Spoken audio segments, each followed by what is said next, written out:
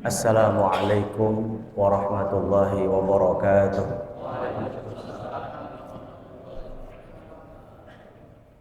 Alhamdulillah, alhamdulillahilladzi amarana as-siyama wal qiyam. Asyhadu an la ilaha illallah wa asyhadu anna Muhammadan abduhu wa rasuluh.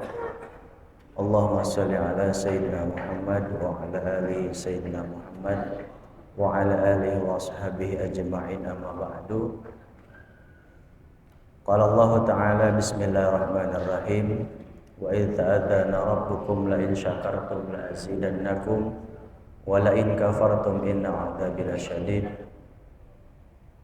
Wa qala Nabi sallallahu alaihi wasallam as-shawmu li wa ana ajzi bihi, sadaqallahul azim wa sadaqa rasul habibul karim wa nahnu ala dzalika minasyahidin wa syakirin walhamdulillahi rabbil alamin. Puji syukur mari sama kita haturkan kepada Allah Subhanahu wa taala atas segala nikmat dan karunia yang telah Allah berikan kepada kita tiada henti-hentinya, sehingga dalam kesempatan yang mulia ini kita masih diberikan kesempatan, kesehatannya maksimal dan juga kekuatan oleh Allah untuk sama-sama melaksanakan rangkaian kewajiban kita, yakni sholat subuh berjamaah. Harapannya mudah-mudahan puasa kita, sholat sunnah tarawih kita, juga sholat-sholat yang lain kita senantiasa diterima oleh Allah Subhanahu wa ta'ala. Sholawat beserta salam mudah-mudahan Allah senantiasa sampaikan rahmatnya, Allah curahkan kasih sayangnya kepada Nabi yang mulia, Nabi Yuna Muhammad sallallahu alaihi wasallam. Semoga rahmatnya Allah, kasih sayangnya Allah juga tercurah kepada para keluarganya, para sahabatnya, tabi'in tabi'atnya, terkhusus kita selaku umatnya. Mudah-mudahan nanti di yaumil qiyamah kita sama-sama memperoleh syafaat dan pertolongannya. Amin ya rabbal alamin. Hadirin jamaah yang dirahmati oleh Allah Subhanahu wa taala, izinkan Al-Fakir untuk sama-sama kita mentadabburi ayat-ayat Allah Subhanahu wa taala dan juga sama-sama mentafakuri kekurangan kita, kelemahan kita dalam hal ibadah kepada Allah Subhanahu wa taala. Dengan sama-sama kita penuhi ibadah kita support ibadah kita dengan taklim agar ibadah yang kita jalani senantiasa diterima oleh Allah Subhanahu wa taala. Maka di rangkaian setiap minggu subuh insya Allah kita akan sama-sama baca kitab Fadailu Syahri Ramadan dikarang oleh Kiai Haji Yasin Asmuni, Petuk Kediri.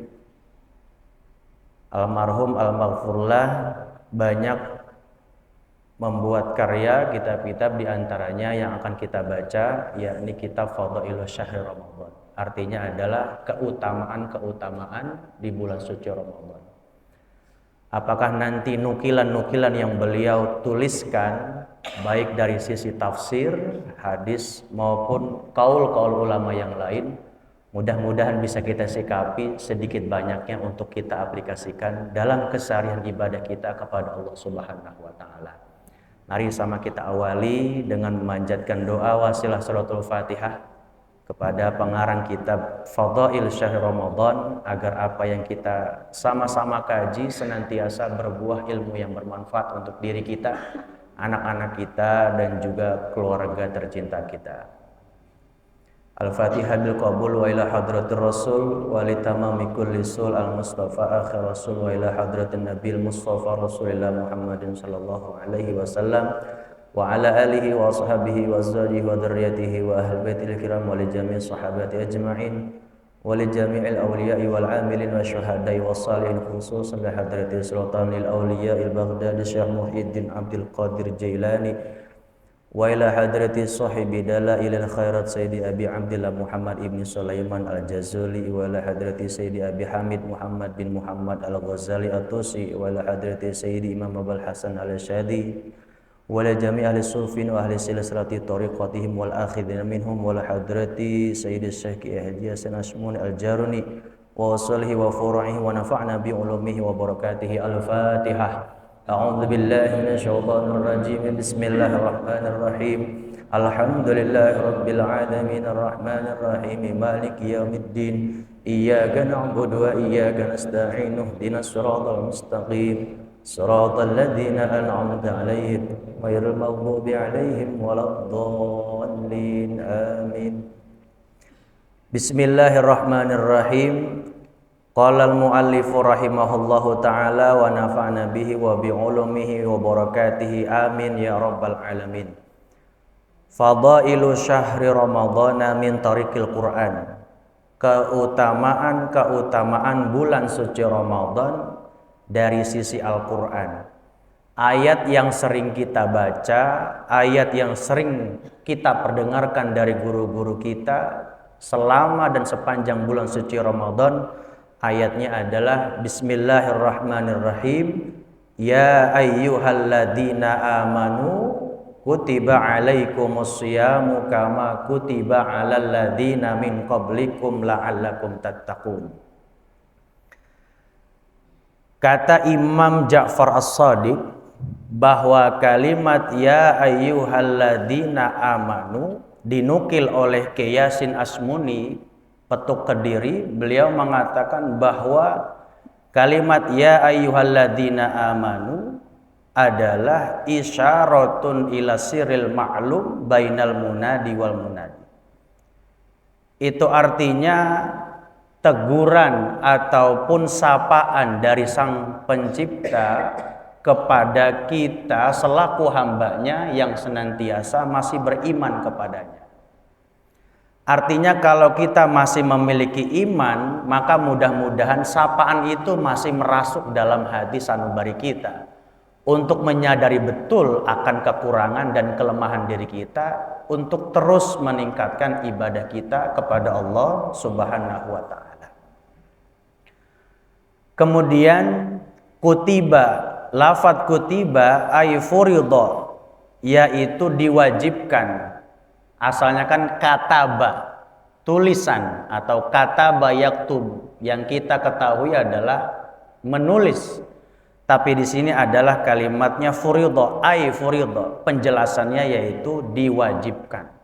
Hai orang-orang yang beriman, kutiba alaikumus syiyam, diwajibkan atas kalian untuk berpuasa. Puasa di sini atau di Al-Qur'an yang kita baca tidak ada embel-embel Ramadannya. Ya ayyuhalladzina amanu kutiba alaikumus syiyam Ramadan, tidak ada. Atau kutiba alaikumus syiyamu ayyamul bait, enggak ada. Tapi syiyam di sini adalah maknal am, maknanya umum, global. Bahwa puasa yang ditunjukkan oleh Allah Subhanahu wa Ta'ala kama kutiba alal ladzina min qablikum.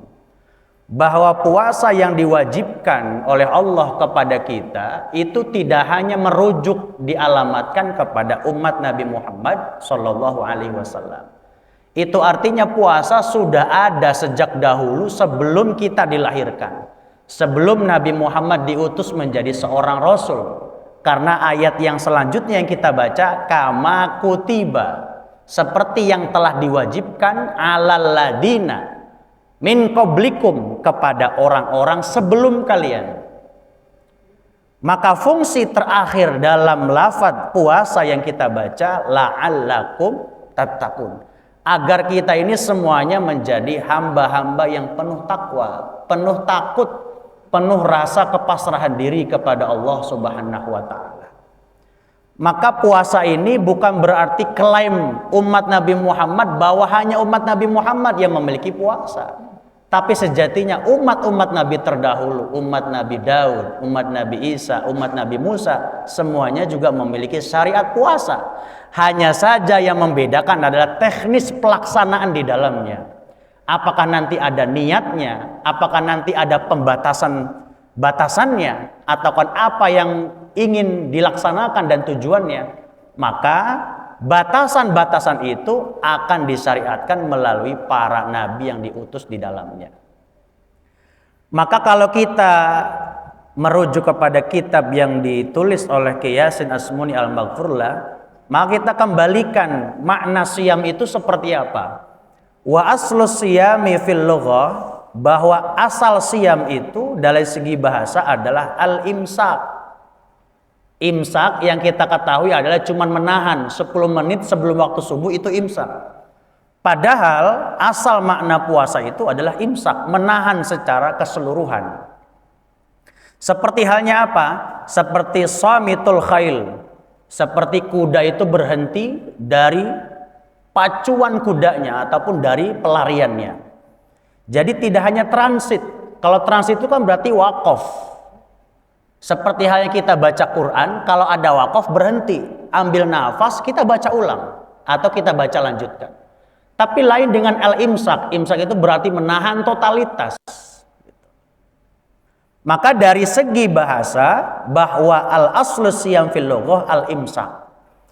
Tetapi imsak masuk ke bumi Nusantara, bahwa imsak itu adalah batasan waktu untuk kita menahan diri untuk makan dan minum. Padahal imsak kita masih boleh untuk merokok, untuk minum kopi, nyeduh teh, atau sekedar nyeduh energen kalau kita kesiangan.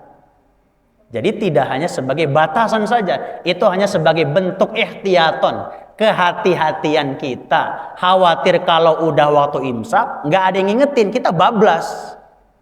Nanti udah Allahu Akbar di masjid, kita masih nyeduh mie. Makanya ada batasan. Maka ketika Rasul ditanya bainal imsak wal adzan, itu adalah asyratu ayatin fil Quran. Batasan imsak sampai kepada adzan itu seperti halnya baca 10 ayat dalam ayat suci Al-Quran. Tapi ayatnya ayat yang panjang, bukan surat Al-Ikhlas. Kalau Al-Ikhlas 4 ayat pendek. Qul huwallahu ahad, Allahu samad. Berarti kalau 10 ayat cuma sekian per sekian detik. Tapi yang dimaksudkan adalah 10 ayat tersebut adalah yang maksimalnya sampai kita baca selama 10 menit. Makanya jarak imsak sampai ke adzan itu rata-rata 8 atau sampai 10 menit. Itu untuk menjaga kita agar tidak kebablasan. Fasaumu fil istilahi, adapun puasa dari segi istilah adalah al-imsaku 'anil mu'tadi minat ta'ami wasyarabi wal jima'i fi syar'i ma'a tarkil asami. Kata beliau mengutip dalam satu karyanya ini bahwa puasa dari segi istilah itu adalah al-imsaku, menahan, 'anil mu'tadi, dari suatu kebiasaan yang biasa kita lakukan, minat ta'ami, baik itu makan, wasyarabi ataupun minum, wal jima'i atau berhubungan dengan istri kita atau pasangan lawan jenis kita, fi syar'i dalam bentuk syariat, ma'atarkil asami, disertai untuk meninggalkan perkara-perkara dosa. Itu artinya bahwa menahan dalam puasa itu dari segi dohir iya, dari segi batin juga ada. Kalau dari segi dohir itu artinya kita menahan dari benda yang terlihat. Ngelihat kopi ada zatnya, ada bentuknya, ada warnanya. Tapi dari segi batin, berarti kita harus mampu menahan sesuatu yang bakal membatalkan ataupun menggugurkan pahala puasa kita. Contohnya seperti apa? Kata Nabi, kam min shaimin laisa lahu min siyamihi illal ju'i wal atas. Nabi sudah memprediksi bahwa kelak nanti umatnya itu kalau puasa hanya yang didapati lapar dan haus. Lantaran apa? Lantaran batinnya tidak dijaga dan tidak dirawat. Karena ketika dia berpuasa hanya menahan lapar dan haus, tetapi hatinya tidak ikut dijaga dan tidak ikut dirawat. Dengki, hasud, ujub binafsi, takabbur, riya. Ketika dia berpuasa, puasanya sah, tapi pahala puasanya gugur. Maka imsak di sini adalah awal di mana dalam segi bahasa menahan secara global, zahiran wa batinan. Maka ketika kita menyikapi makanan di siang hari, kita mampu menempatkan hawa nafsu kita pada tempatnya. Jadi fungsi puasa itu bukan untuk menghilangkan nafsu. tapi untuk menempatkan nafsu pada tempatnya. Ini beda tipis nih. Puasa itu adalah fungsinya untuk menempatkan hawa nafsu pada tempatnya, bukan untuk menghilangkan nafsu. Karena kalau fungsi puasa untuk menghilangkan nafsu, nanti kita lebaran jadi malaikat semua. Kenapa? Karena nggak punya nafsu. Malaikat ada yang ditugaskan sujud aja sampai kiamat, wajar, nggak ada nafsu. Kenapa? Tidak ada nafsu, tidak ada hasrat. Nah, hewan diberi nafsu, tidak diberi akal. Kemana-mana nggak pakai baju, kemana-mana dia never mind, nggak masalah. Ada yang nonton banyak orang, ya dia biasa aja, cuek aja.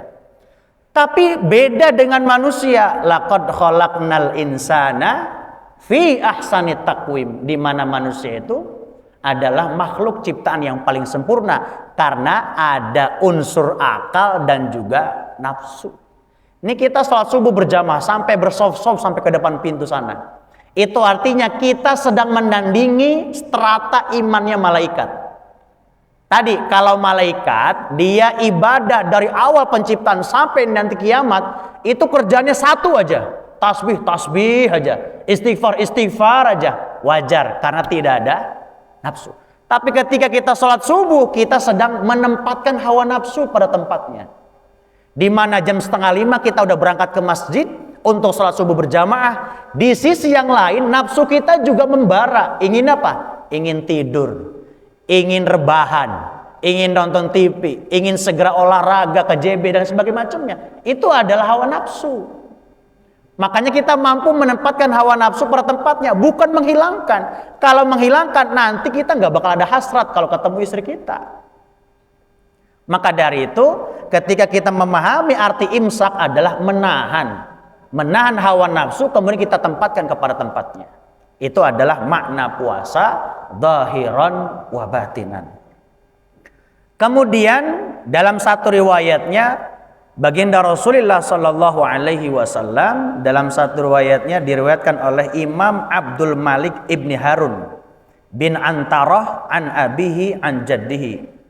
Qala, beliau berkata, sami'tu Ali ibn Abi Thalib, aku mendengar dari Ali bin Abi Thalib, ataitu Rasulullah Shallallahu Alaihi Wasallam, bahwa Ali pernah mendatangi Nabi. Data yaumin, pada satu waktu, pada satu hari, indanti sofin nahari, ketika tengah hari siang. Wahwa fil hujrati, sedangkan Nabi di dalam kamar. Fasallamtu alaihi, kemudian Ali mengucapkan salam kepada baginda Rasul. Faradda alayya salam, maka Nabi menjawab salam dari Ali bin Abi Thalib.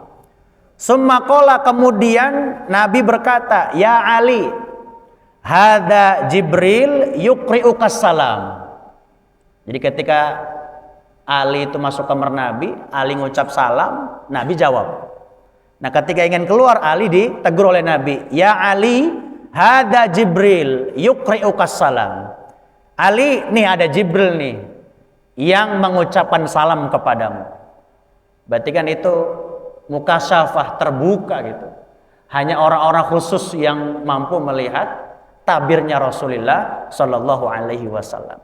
Kita itu cuman kepengen doang kadang, pengen ketemu Rasul, pengen mimpi ketemu Rasul, tapi kitanya sulit untuk membangun jiwa-jiwa Rasul dalam diri kita. Kita untuk menteladani Rasul kadang keteteran, kedodoran, ketutup dengan hal duniawi. Dan ini juga udah menjadi hal manusiawi bagi kita, hanya keinginan, tetapi pada prakteknya kita sulit untuk menembus, bisa ketemu bahkan mimpi di hadirat Rasulullah Shallallahu Alaihi Wasallam. Makanya wajar kalau Ali itu dijuluki babul ilmi, karena Nabi pernah menyabdakan sendiri, ana madinatul ilmi wa aliyu babuha. Kata Nabi, aku ini adalah kotanya ilmu, sedangkan Ali adalah pintunya. Jadi kalau ingin menyelami ilmu Nabi, lautan ilmu Nabi, maka kuasai dulu pintunya. Kalau pintunya sudah dikuasai, maka kita akan masuk ke kotanya. Nah, pintu sampai Indonesia memiliki figuranya, samping kanan kirinya, atas bawahnya, yang kita namai adalah Husain, dan Husain itu adalah anak daripada Sayyidina Ali. Di Arab namanya Husain. Sampai Indonesia tenggorokan kita nggak nyampe, maka kalimatnya Husain. Jadi kalau ada anak yang kembar Hasan Husain, sampai di pelosok Jawa Hasan Husain. Iya, jadi Mang Kasan sama Mang Husain. Itu adalah budaya kita. Yang kenapa? Karena keterbatasan logat dan lahjah. Dan itu tidak mengurangi sisi keimanan kita kepada Allah Subhanahu wa taala. Nah, kemudian faqultu alaika wa alaihi salam ya Rasulullah, kata Ali, aku menjawab salamnya Jibril dan juga salammu. Faqala sallallahu alaihi wasallam addini minni, kata Nabi, sini ngedekat. Addini minni, sini ngedekat kepadaku. Fadanautu minhu, kemudian ke Ali mendekat kepada Nabi. Faqala, kemudian Nabi berkata, ya Ali, yaqulu laka Jibril alaihi salam, sum min kulli syahrin salasata ayyamin. Jibril berpesan kepadamu bahwa kamu diminta untuk berpuasa. Sum, puasalah kamu min kulli syahrin, di setiap bulan. Salasata ayyamin, yaitu 3 hari. Yaktubu laka bi awwali yaumi asyrati alafi hasanatin, yang akan dicatat di mana puasamu itu pada awal hari, di mana hari puasa 3 hari itu adalah dengan 10.000 kebaikan. Yang kita kenal 3 hari dalam 1 bulan itu dengan kita namai Ayyamul Bait. Ini adalah awal-awal di mana diwajibkannya ataupun syariat puasa, mulai dari internnya dari Nabi kepada Sayyidina Ali. Wabil yaumisani, kemudian pada hari keduanya kalau kamu puasa, salasuna alfa hasanatin, maka yang kamu dapat, yang kamu peroleh pahalanya sebanyak 30.000 kebaikan. Wabil yaumisalis mi'ata alfi hasanatin, kalau kamu ngelakuin puasa yang ketiga atau pertama, kedua, ketiga, itu akan mendapati 100.000 kebaikan. Dan itu nggak bisa kita hitung dengan kalkulator Android kita, karena bicara pahala, bicara anugerah ataupun ganjaran yang Allah berikan tidak bisa kita hitung dengan hitungan jari ataupun Android kita. Fakultu ya Rasulullah, hadza sawabuli khasatan amlin nasi ammah. Ali nanya bahwa tentang keutamaan puasa Ayyamul Bait. Ali nanya kepada Rasul, ya Rasulullah, hadza sawabu li khasatan amlin nasi ammah. Kata Ali, ya Rasul, ini ganjaran puasa 3 hari di setiap bulan, apakah ini khusus untuk saya atau untuk umum seluruh manusia atau untuk umatmu? Qala sallallahu alaihi wasallam, Nabi menjawab, ya Ali, yu'tikallahu hadza thawab waliman ya'mal mithla amalika ba'dak. Jadi ganjaran yang Allah berikan lewat Jibril alaihi salam dengan puasa Ayyamul Bait itu adalah kamu akan diberikan khusus, dan juga bagi orang yang mengerjakan puasa 3 hari tersebut. Itu artinya kalau kita melakukan puasa 3 hari dalam 1 bulan itu, yang kita sebut namanya Ayyamul Bait, berarti hari ke-11, 12, 13, 14, 15 gitu ya. Itu adalah Ayyamul Bait yang kalau kita puasa ganjarnya tadi berapa? 30.000, 100.000, bahkan sampai 10.000. Kemudian fakultu ya Rasulullah wa mahiya, emang itu amalan apa ya Rasul? Qala, Rasul menjawab, al ayyamul bid, yaitu hari-hari di mana diputihkan, dibersihkan. Salisa asyar, pada hari ke-13, wa rabi'a asyar, hari ke-14, wa khamisa asyar, dan hari ke-15. Tapi hitungannya kalender Hijriyah, bukan kalender Masehi. Jadi mentang-mentang ketika 13, 14, 15, 1 tahun kalender dia lingkarin dengan niat puasa Ayyamul Bait. Tapi salah melingkari, yang dia lingkari adalah kalender Masehi, bukan kalender Hijri. Jadi kalender Hijri itu berbeda dengan kalender Masehi. Kalau Masehi kan ada yang 31, ada yang 29, ada yang 28. Kalau kalender Hijri genap 30, 29, 30 gitu. Nah, itu adalah awal-awal di mana disyariatkannya puasa mulai dari intern dari keluarga Nabi kepada Sayyidina Ali dan juga kepada keluarganya. Kemudian kita berangkat kepada asbab ataupun sebab-sebab di mana kita diwajibkannya berpuasa di bulan suci Ramadan. Wadalika wa qala al-Hasan wa jama'atun minal ulama'i bit tafsir aradallahu ta'ala billadzina min qablikum. Tadi yang kita baca adalah tentang makna global, bahkan secara defisit eksplisitnya tentang makna puasa. Nah, sekarang adalah kalimatnya billadzina min qablikum. Ayat alalladzina min qablikum itu ditujukan kepada siapa? Nah, di sini dikatakan wa qala al-Hasan wa jama'atun minal ulama'i bit tafsir. Kata Imam Hasan dan juga sebagian kumpulan ulama-ulama tafsir, di antaranya Imam Tabari. Imam Tabari itu adalah imam yang ajami, bukan orang Arab. Tabaristan. Jadi negara-negara yang ujungnya tan itu negara-negara pecahan yang dulunya Uni Soviet gitu ya. Uzbekistan, Kazakhstan, Afghanistan. Bahwa kita harus garis bawahi ulama-ulama dinasti Umayyah, Abbasiyah itu tidak dari Saudi Arabia. Justru banyaknya dari mana? Dari negara komunis. Dari Uzbek, dari Kazakhstan, dari Bukhara, dari mana lagi? Dari Nasai, Tirmidzi. Itu semuanya adalah di luar Arab. Bahasanya adalah bahasa ajami. Mereka tidak menggunakan bahasa Arab kesehariannya, tapi mereka mampu menelurkan keilmuan-keilmuan mereka, baik tafsirnya maupun hadisnya. Termasuk Imam Tabari. Tabari itu nama tempat, Tabaristan. Seperti Imam Qurtubi. Qurtubi itu bukan orang Arab. Orang mana? Qurtubah, Cordoba, Spanyol. Yang kita kenal siapa? Sergio Ramos, Xavi Hernandez. Itu pemain-pemain Spanyol. Dulunya ketika peradaban Abbasiyah mereka menguasai peradaban keilmuan. Mulai dari tafsirnya, hadisnya, kedokterannya. Itu sudah sampai ke Eropa. Nah, sampai Indonesia kita taunya setiap ada nama imam pasti orang Arab. Itu kenapa? Karena kita nggak pernah mau membuka sejarah. Ya. Nah, bahwa kalimat yang dikatakan min qablikum adalah an-nasara, yaitu orang-orang Nasrani. Jadi Nasrani itu dulu juga mereka disyariatkan untuk puasa di bulan suci Ramadan. Syibhus siyamina bisyamihim littifaqihima fil waqti wal qadar. Bahwa puasa kita dengan puasa mereka orang-orang Nasrani littifaqihima itu sama fil waqti wal qadar, dalam waktu dan ketentuan.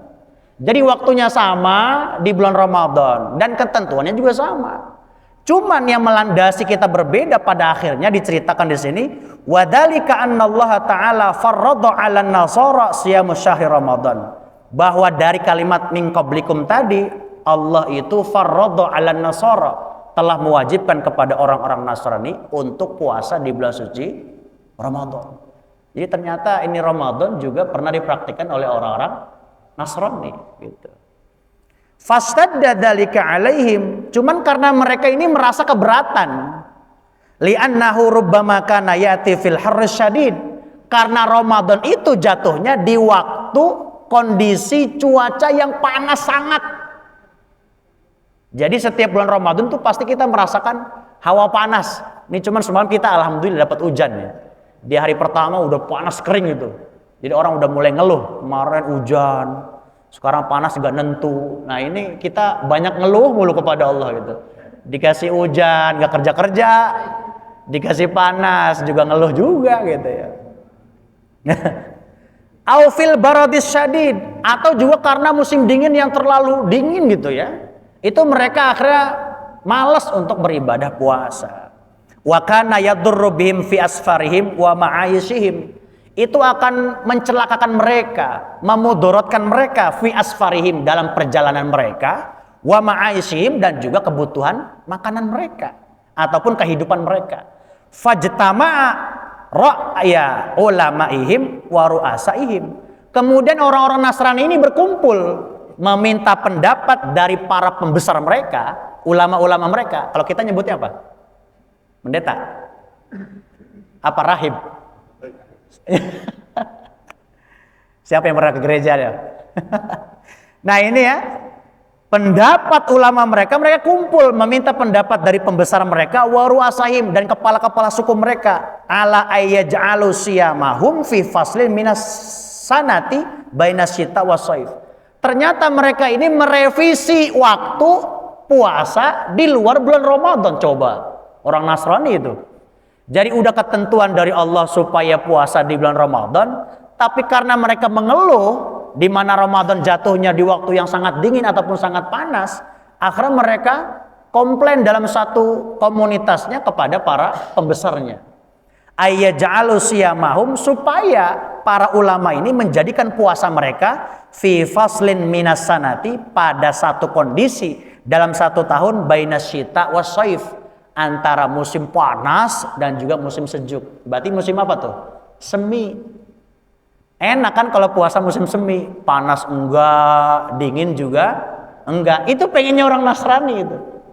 Kita juga bisa jadi kalau kita pengennya begitu juga, watak-watak Nasrani ada dalam diri kita. Makanya jangan gampang mengkafirkan orang gitu. Kenapa? Karena bisa jadi watak-watak itu ada dalam diri kita. Selalu ngeluh dikasih panas ketika Ramadan. Selalu ngeluh dikasih waktu hujan ketika kita muludan dan rajaban. Muludan udah bikin panggung, hujan. Ngeluh sama Tuhan kan gitu ya.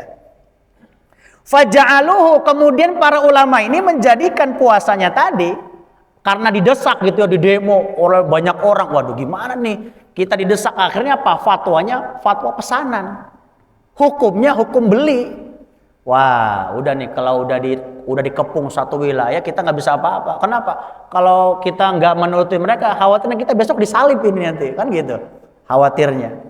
Akhirnya apa? Faja'alu firrabi, maka mereka para ulama Nasrani tadi, mereka menjadikan puasa Ramadan itu di bulan Rabi', di bulan yang musim semi. Makanya Nabi Muhammad lahir di bulan Rabiul Awal, tidak dalam keadaan cuaca yang panas ekstrim, juga tidak sedang dalam kondisi yang dingin juga ekstrim, tapi cuacanya sedang adem ayem gitu, firrabi'.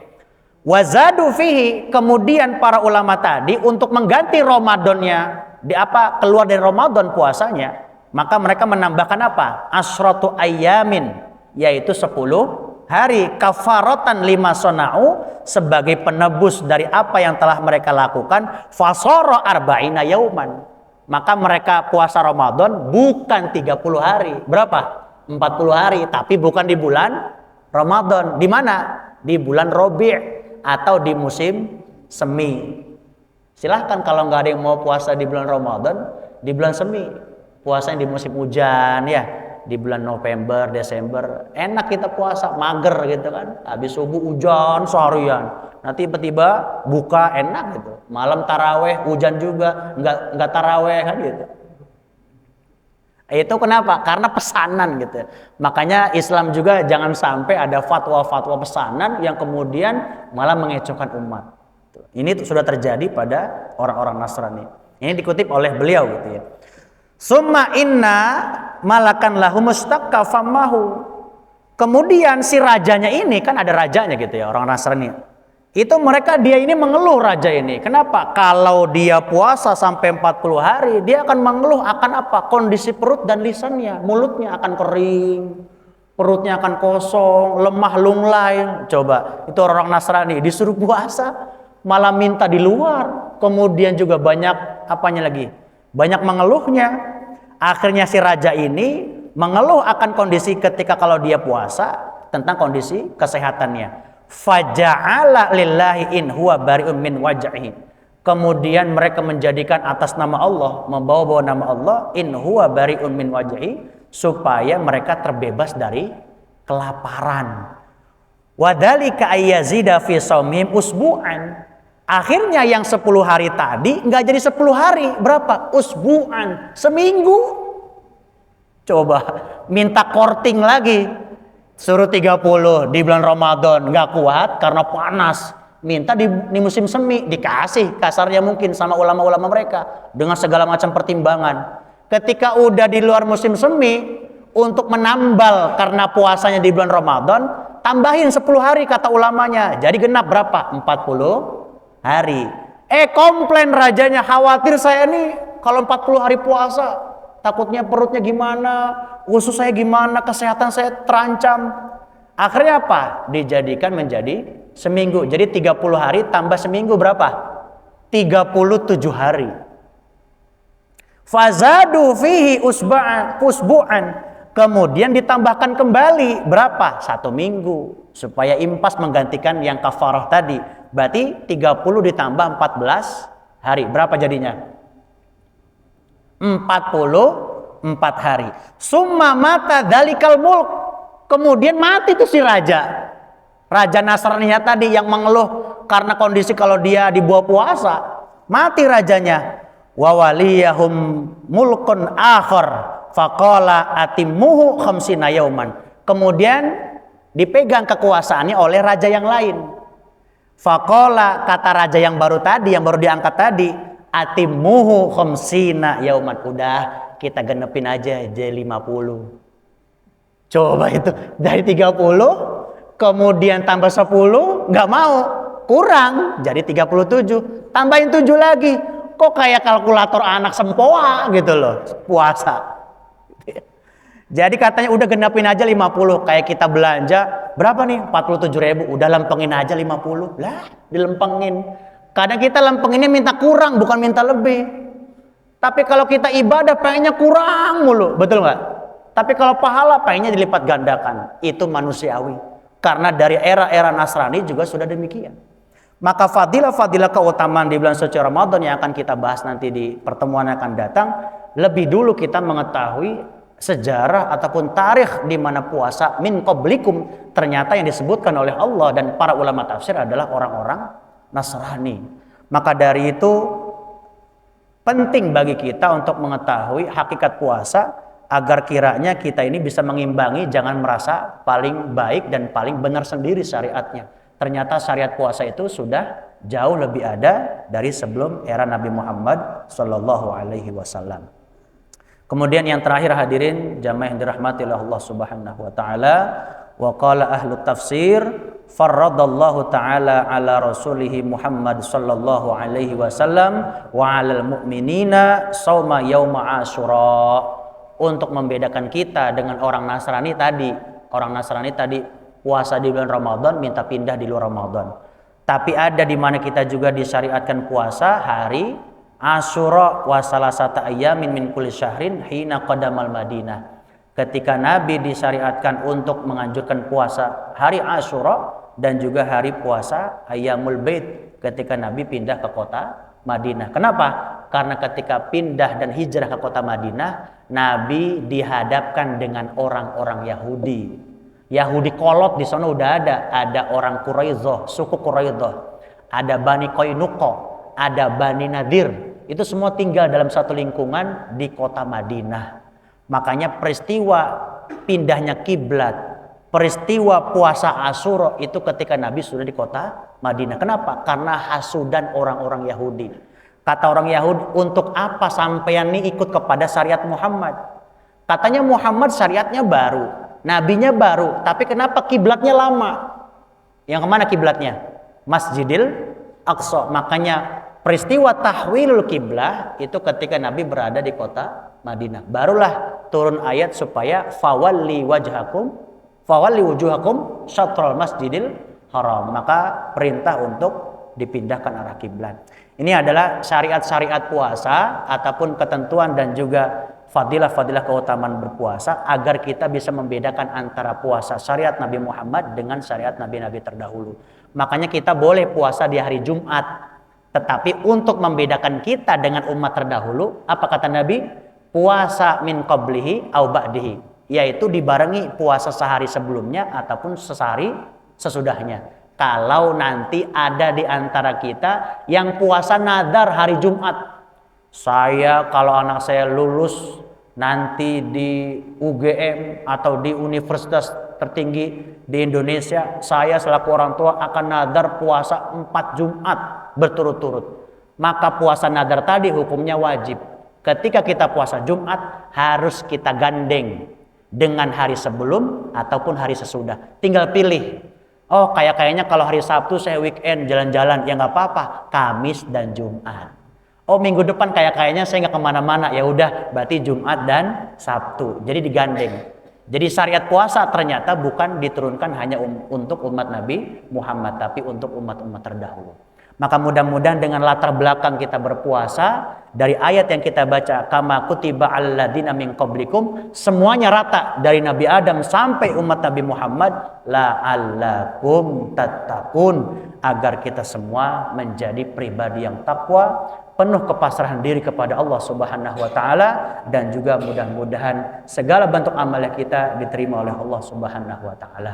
Maka dari awal pertemuan kita mengenai latar belakang, background dan juga makna definisi puasa, mudah-mudahan kedepannya di pekan kedua kita diberikan umur panjang, sehat walafiat, agar ta'lim kita runut dan kita bisa mengetahui keutamaan bulan suci Ramadan di dalamnya. Amin ya rabbal alamin. Al-Fatihah. Bismillahirrahmanirrahim. Alhamdulillahirabbil alamin arrahmanirrahim maliki yaumiddin. Iyyaka na'budu wa iyyaka nasta'in ihdinas siratal mustaqim siratal ladzina an'amta 'alaihim ghairil maghdubi 'alaihim waladdallin. Amin. Ya dzal jalali wal ikram misna ala dinil islam. Allahumma shalli wa sallim ala sayyidina Muhammadin fil awwalina wal akhirin wa barik wa sallim wa radhiyallahu an sadatina ashabi sayyidina rasulillah ajma'in. Amin amin ya rabbal alamin. Hamdan na'imin hamdan syakirin hamdan yuwafi ni'amahu yukafi mazidah. Ya rabbana lakal hamdu kama yanbaghi li jalali wa 'azimi sultanik.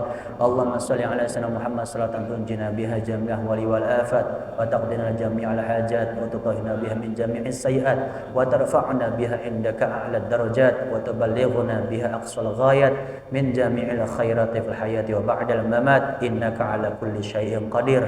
Allahumma anfa'na bima 'allamtana wa 'allimna ma yanfa'una. Allahumma 'allimna al-'ilma ma na'lamu wa ma la na'lamu innaka anta 'allamul ghuyub. Allahumma faqihna fid din wa 'allimna al-hikmata wat ta'wil. Allahumma arzuqna fahman nabiyyin wa hifdzal mursalin wa ilhamal malaikatil muqarrabin. Allahumma a'inna 'ala siyam wal qiyam wa tilawatil Qur'an. Allahumma ja'alna wa auladana wa dzurriyyatina min ahlil ilmi wa ahlil khair wa la taj'alna wa iyyahum min ahlis syarri wa dhair. Rabbana dhalamna anfusana wa illam taghfir lana wa tarhamna lanakunanna minal khasirin. Rabbana ya Allah atina fid dunya hasanah wa fil akhirati hasanah wa qina adzabannar. Fatiha subhana rabbika rabbil izzati amma yasifun wa salamun walhamdulillahi rabbil alamin. Maulaya salli wa sallim daiman abada ala habibika khairil khalqi kullihim huwal habibul ladzi turja syafa'atuhu li kulli hauli minal ahwal. Ya Rabbi bil Mustafa balligh maqasidana waghfir lana ma madha ya wasi'al karami. Sallallahu rabbuna ala nuril mubin Ahmad al Mustafa sayyidil mursalin wa ala alihi wa sahbihi ajma'in. Al-Fatihah. Iyyaka na'budu wa nasta'in ihdinas mustaqim siratal ladzina an'amta 'alaihim. Amin amin da'u fiha subhanallahi wa tahiyyatuhum fiha salam wa akhiru da'wahum alhamdulillahi rabbil alamin. Wallahu muwaffiq ila aqwamit thoriq. Assalamualaikum warahmatullahi wabarakatuh.